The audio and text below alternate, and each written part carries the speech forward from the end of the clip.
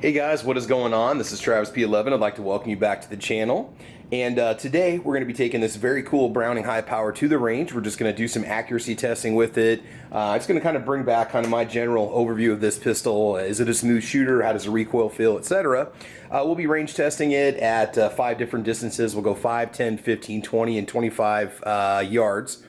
And for the ammunition for this test, we're going to be using some Sig Sauer Elite Performance Full Metal Jacket 124 grain ammo. If we have any cycling issues at all, we've got some Federal Brass 115 grain. This is usually my go-to if there's a finicky firearm. It tends to run this very well, but we'll see how well it does. But I've never actually fired this Browning high power before, so the shots that you see here are going to be the first shots I've ever taken with the handgun at all. Anyway, I'm really excited to take this pistol out. It is brought to us from Stan, the owner of SS Pawn in Lexington, Nebraska. This Browning does belong to Stan's private collection of firearms, and he's graciously loaned it to us for the channel. Guys, make sure you check out SS Pawn in Lexington, Nebraska, and they will take care of your firearms needs. But in the meantime, I want you guys to hang tight, and we will go ahead and get started.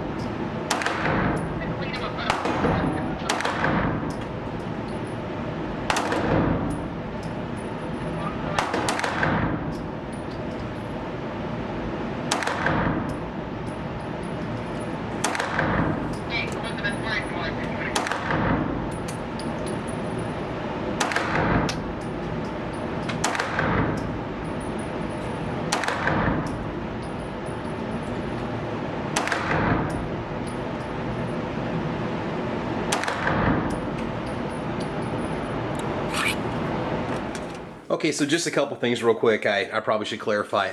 The pistol ran like a champ, okay, no problems whatsoever. This was just my initial break-in, just getting used to shooting the pistol at 3 yards, and I did forget to turn my camera on. I don't think I turned it on until I started at the 10-yard marker. But at 5 yards, we'll just kind of give you some groupings here. Pistol shot great. Trigger's a little bit heavy. You know, it's basically just, you know, single stage trigger. It just breaks and that's it. It's a, you know, it's not bad. It kind of reminds me of like a 1911, very similar style. So just kind of inside circle to inside circle. Worst group at 5 yards. We're looking at about an inch, a little bit more than an inch and a half, which is not bad. 10 yards, things start to spread out quite a bit. The front sight, not bad. I thought maybe I'd like it a little bit more because the front center sight is lit up really well because you got that matte stainless finish, which is got the ribbing on the top, which really eliminates the glare. I would prefer a dot sight on the front, to be honest with you, but the sights are not impossible to work with. Looking at about a 3.5 inch group at 10. Okay, 15 yards. A little under 3 inches. That's not bad. 20 yards, low into the left. About 2 3/4 inches for the grouping there. And then 25 yards is really not bad. I mean, I'm on target, but we're looking at a spread of about 4.5 inches. Now, this is just running full metal jacket, 124 grain, 6-hour ammunition.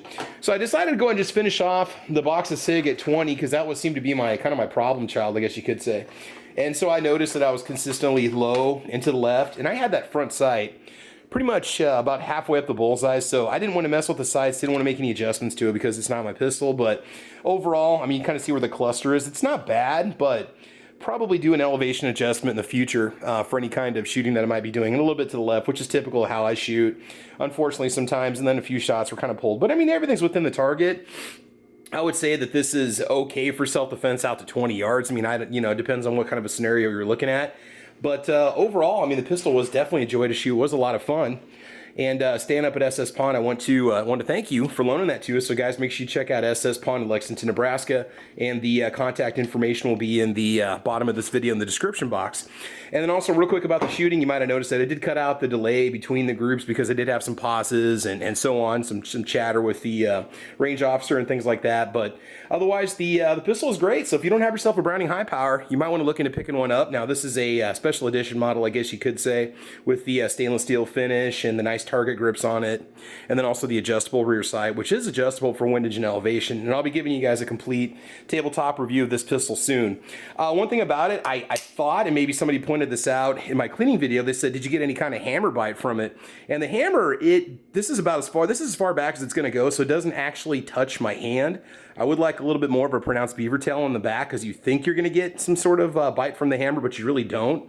So I was a little more cautious than usual when holding the pistol.